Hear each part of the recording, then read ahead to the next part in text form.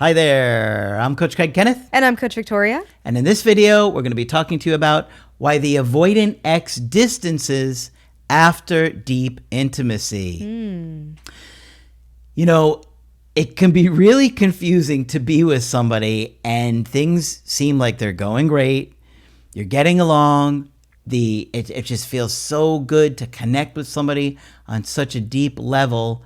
And then all of a sudden they pull back, they disappear, they shut down, they get cold. And you're like, I don't know what happened. Things were going really good. Yeah, and the hard part about this is you start to scrutinize your own behavior. You are thinking, what did I do? I must have done something that I'm not even aware of to cause them to act this way. Yep. So you start to really look closely and get a lot of anxiety over if you did the right thing or not. Yeah, you just start ruminating obsessively about like, what happened? What did I do? Did I say something? And a lot of people beat themselves up. Yeah, so that's why in this video we're going to talk about this avoidant shutdown, if you will.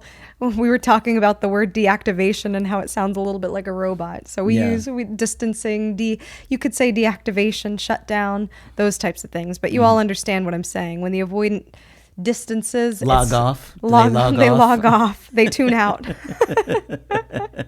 They peace out. Their wireless router is unplugged. Exactly. They're rebooting. They kind of create space between you and them, and it can feel sometimes really sudden and just leave you very confused. So the first thing to understand is that this is all part of a psychological defense mechanism, right? Those are big words. That is another big word, man. We're going big words for big words today. But it is their way of protecting themselves from feeling vulnerable or controlled, meaning that things could be going even well. Things can be going very well. And that can trigger someone who's more avoidant to put up their walls because they're saying, ooh, if this continues, I'm going to have to show more of myself. I'm going to have to be a little bit more vulnerable and reveal things that might feel a little bit more uncomfortable to reveal because I've learned that closeness isn't safe. And so this is all part of them trying to protect themselves. And I know instinctively we take it personal. Instinctively we always blame ourselves and try to find fault in ourselves. And so with somebody who has a more avoidant attachment, the first thing you want to do is really pause and remind yourself that everybody has their own interpretation of whatever behavior. They are looking at this relationship probably through that avoidant lens. So not to say that you don't self-reflect, but don't be so quick to blame yourself. Yeah, it's hard not to, right? You feel like it's very hard for so many of my clients to see that a lot of the issue was their partner, and they have spent so much time taking it personal that they're failing to see that it's about the other person. You know what I mean? It's like if you try and drive a car that has 4 flat tires and they're like blaming their driving. Yeah. Right? They're like, I was all over the road. I couldn't get anywhere. I hit a stop sign. It's like, yeah, but there was 4 flat tires on that car. I don't know. It was raining out. It sounds like a skill issue to me. And so they're not seeing it as, oh, well, the car has 4 flat tires. In other words, the avoidant has all these attachment issues and they struggle with closeness and it's overwhelming. It feels smothering. They feel like they're losing their autonomy. And that is so huge for them. Oh, yeah. And for them, it's very real. So for them, they are feeling like, oh, there's something propelling me to end this. There's something propelling me to create some distance here. Sometimes they can't even explain it themselves. Yeah. And so a lot of the times when we see this come up after deep intimacy, which could be anything, it could be a trip together. It could be like moving the relationship to the next level, like maybe an engagement. It could be meeting friends and family, maybe even just a really close, positive, connected moment together. And those experiences, that closeness can make them feel uncomfortable because of what it demands and the expectations of what happens next. In all reality, it's fine. Not so much changes from one moment to the next. Of course, sometimes, yes, an engagement or marriage or commitment, yes. But generally, when the relationship becomes closer in a secure attachment, it feels good. It feels like, okay, this is great. We are moving together towards a shared goal. We are aligned. But for somebody who's more avoidant, it feels like pressure. There's like that expectation that's coming, and it can feel really scary. And for them, it's very real. And that's why it can be hard for them to put that into words sometimes, because a lot of times people who lean more avoidant, they're not going to say, oh, this is my avoidant attachment being triggered. And actually, I had a really great time. But that's exactly what scares me, because what if we end up having a great time tomorrow and the next day and the next day, and then we're married, and then who am I anymore? Right? And so they can kind of, we have this phrase of like, they bite off more than they can chew. They get excited about the relationship, but then they almost get overwhelmed by it. Yep. Yeah. And so this can happen. And sometimes what you also see in somebody who has more of an avoidant attachment style is then they start to try to rationalize it by like hyper fixating on some of those flaws, the tiny little flaws, minor flaws in the relationship, to say, okay, I need to find a reason because this is not making sense to me.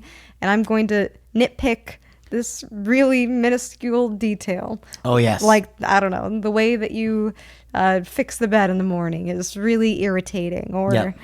I won't be able to deal with somebody who, I don't know, makes that weird cough sound in the morning. Honestly, it's some of the things that you hear are so crazy. They're so tiny. It's like, that's your complaint for leaving because I brought my toothbrush over and I left it there. Yeah. I mean, seriously, I've heard that before, like a toothbrush. Someone left a toothbrush there. I've heard some pretty wild ones.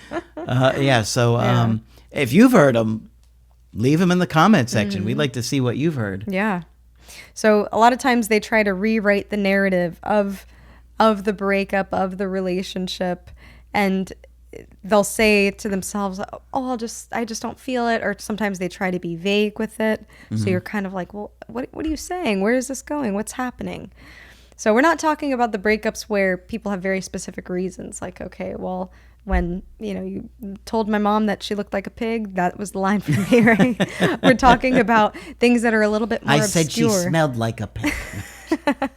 We're talking about scenarios where it is more obscure and you're trying to make sense of it, especially after that closeness. I said reminded me of a pig. Like Miss Piggy. Who doesn't love Miss Piggy? People are going to be like, is this a real argument? No. It could be maybe for someone. For some of you guys out there at home. Yeah. So this push-pull dynamic, it can leave you really feeling crazy. And the shift happening right after like intensity, where you feel like things are close, you feel like things are going in a certain direction, just makes you feel more lost and confused if you were even ever on the same page.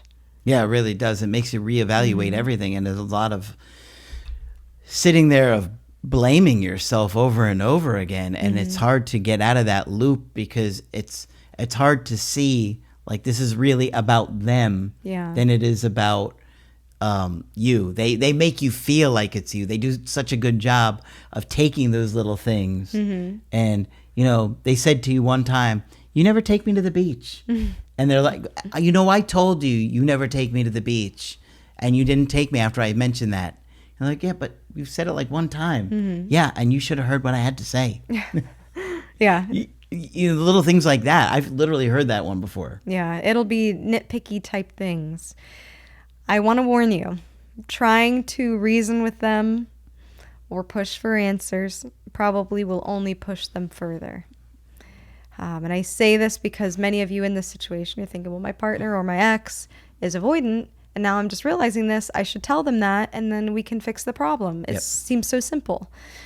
A lot of times people with avoidant attachment styles, they have this resistance towards that because it means reevaluating their life. It means looking back at really painful moments in their childhood. It means looking back at ways that their needs may have not been met. And we're talking about a psychological defense mechanism, right? So this can be really difficult. Just in the same way, I'm going to challenge some of you, but in the same way as when working with somebody who has more of an anxious attachment style, talking about the real issues there instead of what are the chances that I'm going to get my ex back? When am I going to get a text from them, right? Yeah. What about we work on self-soothing, right? It's the same kind of, oh, that's the conversation I don't really want to have. This is kind of uncomfortable. I'd rather really not. And so for the avoidant, they have that same resistance towards it. And so I know there was that period of intimacy and you feel closer. You feel like you have a little bit more rein to say, hey, you're my partner and we should be able to talk about these things and work through it. But a lot of times they will kind of have this shutdown. So you're kind of stuck with, well, what do I do? If I don't bring it up, then we're going nowhere. And if I do bring it up, then I only push them further. So what can I do in this scenario?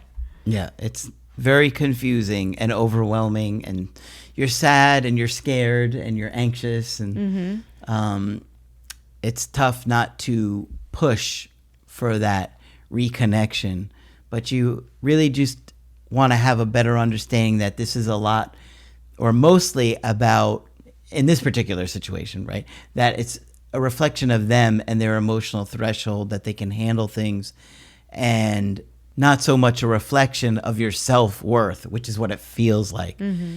Give them the space. Don't try and change your mind. Don't try and beg. It's only going to make the situation more stressful, and they'll get colder and colder if you do, and allow them to come back when they're ready. Yeah, that is the best thing that you can do in those scenarios, is to say, I know we had a really close connected time.